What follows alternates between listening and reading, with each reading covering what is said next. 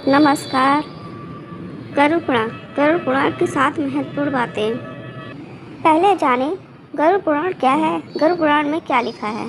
शास्त्रों में बताया गया है कि जिस किसी ने भी जन्म लिया है वो एक न एक दिन मृत्यु को अवश्य प्राप्त होता है। ऐसे में हमारे हिंदू धर्म में मृत्यु के बाद कुछ परंपराएं ऐसी होती हैं जिनका पालन मृतक के परिवार वालों को अनिवार्य रूप से करना होता है। इन्हीं परंपराओं में से एक होता है जब किसी मृत्यु होती है तब मृतक के घर पर नियमित गरुड़ पुराण का पाठ करवाना चाहिए। लेकिन प्रश्न यह उठता है कि आखिर यह गरुड़ पुराण क्या है। गरुड़ पुराण में क्या लिखा है। आज हम आपको 7 ऐसे अति महत्वपूर्ण बातें बताएंगे जिससे आपको गरुड़ पुराण की महत्ता का ज्ञान हो जाएगा। साथ ही आपको गरुड़ पुराण पढ़ने के नियम भी बताएंगे जिनका पालन प्रत्येक जीवित व्यक्ति को बड़ी ही सहजता के साथ करना चाहिए ताकि जीवन में आने वाले समस्त प्रकार की कठिनाइयों का सामना बड़ी ही सहजता के साथ किया जा सके और अंत में सुख और वैभव की प्राप्ति हो सके।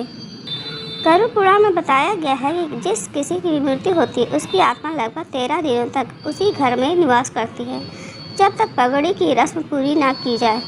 ऐसी स्थिति में यदि घर में गरुड़ पुराण का नियमित पाठ किया जाता है तो इसके श्रवण मास से ही आत्मा को शांति तथा मोक्ष की प्राप्ति संभव हो जाती है। आमतौर पर लोग जन्म और मृत्यु से जुड़े कई प्रश्न का उत्तर जानने के उत्सुक रहते हैं। ऐसे में जब किसी व्यक्ति की मृत्यु हो जाती है तो परिवार के सदस्यों के मन में ये प्रश्न और भी प्रबल हो जाते हैं। ऐसी दशा में इस पुराण के श्रवण मास से ही मन की जिज्ञासा शांत होती है क्योंकि इसमें इन्हीं सब प्रश्नों के उत्तर बताए गए हैं। गरुड़ पुराण का प्रारंभ मनु और सृष्टि की उत्पत्ति से होता है। तत्पश्चात इसमें अन्य पुराणों की कथा बताई गई है। साथ ही साथ इसमें भगवान विष्णु की भक्ति और उपासना का महत्व बताते हुए उनके 24 अवतारों का संक्षिप्त वर्णन किया गया है।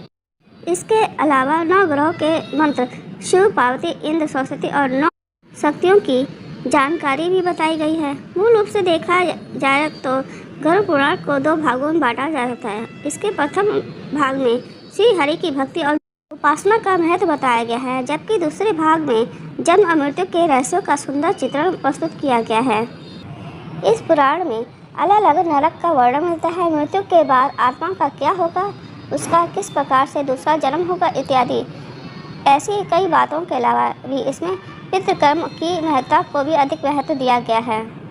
इसमें बताया गया है किस प्रकार से व्यक्ति को उसके कर्म के अनुसार फल की प्राप्ति होती है। जो प्राणी जैसा कर्म करेगा उसकी आत्मा वैसे ही फल भोगेगी। शायद इसलिए इस ज्ञान को प्राप्त करने के लिए किसी की मृत्यु के बाद का उपचार निर्धारित किया गया है ताकि उस समय मृतक की आत्मा सहित अन्य सभी लोग जन्म और मृत्यु इससे जुड़े रहस्यों को यथोचित ढंग से जान सकें।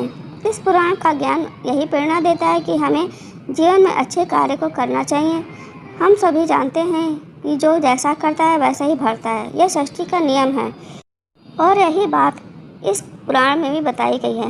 यदि संक्षिप्त में कहा जाए तो गरुड़ पुराण में बताए गए रहस्यों को समझने के बाद मृतक की आत्मा सहित परिवार वालों को दुख सहने की शक्ति मिलती है और वे जीवन में आगे बढ़ने के लिए प्रेरित होते हैं। इसके अलावा इसमें जीवन से जुड़े 7 ऐसे महत्वपूर्ण नियम बताए गए हैं जिसका पालन प्रत्येक व्यक्ति को बड़ी सहजता के साथ करना चाहिए। वह कुछ इस प्रकार है। गरुड़ पुराण की 7 महत्वपूर्ण बातें कौन सी हैं, जानते हैं। गरुड़ पुराण के नीति सार में बताया गया है कि शत्रुओं से निपटने के लिए हमें सतर्कता के साथ छात्रों का सहारा लेना चाहिए।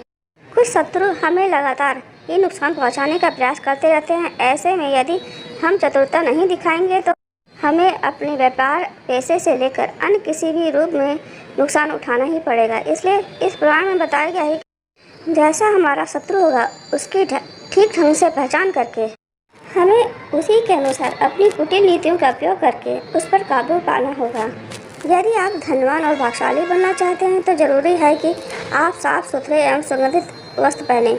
इस पुराण के अनुसार उन लोगों का सौभाग्य नष्ट हो जाता है जो गंदे और मैले कपड़े पहनते हैं। ऐसे लोगों के पास कभी लक्ष्मी नहीं आती हैं तथा उनके घर में दरिद्रता का निवास हो जाता है। कई बार ऐसा भी देखा गया है कि जो लोग धनवान सभी सुख सुविधाओं से संपन्न होते हैं परंतु फिर गंदे वस्त्र पहनते हैं तो धीरे धीरे उनका धन नष्ट होने लगता है।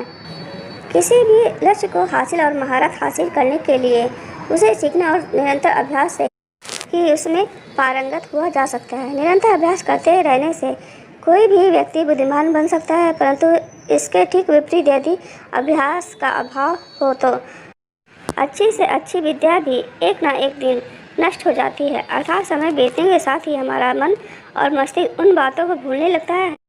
इसलिए इसमें बताया है कि ज्ञान और विद्या को सुरक्षित रखने के लिए हमें सदैव उसका अनुसरण और अभ्यास करते रहना चाहिए। भोजन ही हमें ताकत देता है और भोजन ही हमें निरोगी बनाता है। अर्थात भोजन ही हमारी ऊर्जा का मुख्य स्रोत है। हमें ज़्यादातर बीमारी भी भोजन की वजह से ही होती है, परंतु यदि हम संतुलित आहार ग्रहण करेंगे तो हमें निरोगी काया प्राप्त होगी। इसलिए हमें सदैव सुपाच्य भोजन ही ग्रहण करना चाहिए, क्योंकि ऐसे भोजन से हमारा पाचन तंत्र ठीक से काम करता है और ऊर्जा पूर्ण रूप से शरीर को प्राप्त होती है। एकादशी को ग्रंथ और पुराणों में श्रेष्ठ बताया गया है। गरुड़ पुराण में इसकी महत्ता का व्याख्यान विस्तार से किया गया है। जो प्राणी एकादशी व्रत करता है वह सभी प्रकार के कष्टों से बचा रहता है, साथ ही साथ उसका दुर्भाग्य सौभाग्य में बदल जाता है। तुलसी की महत्ता का बखान लगभग सभी पुराणों में भली प्रकार से किया गया है। तुलसी को घर में रखने से लगभग सभी प्रकार की नकारात्मक ऊर्जा नष्ट हो जाती है। इसका प्रतिदिन सेवन करने से मनुष्य कई प्रकार के रोगों से बचा रहता है। इतना ही नहीं, तुलसी को अपना आंगन में लगाने से सौभाग्य आने लगता है और कई अवरुद्ध रास्ते खुल जाते हैं। भगवान विष्णु के पूजा के पश्चात तुलसी की पूजा करने से मनोवांछित फल की प्राप्ति होती है।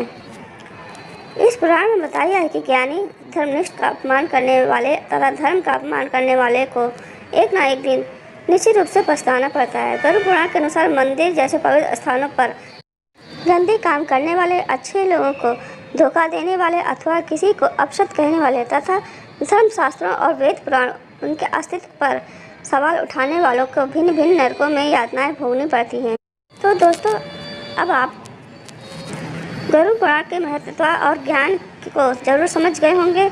दोस्तों, गरुड़ पुराण से संबंधित जानकारी आपको कैसी लगी कमेंट के द्वारा हमें जरूर बताएं और हमारे चैनल को सब्सक्राइब, लाइक, शेयर करना ना भूलें। नमस्कार।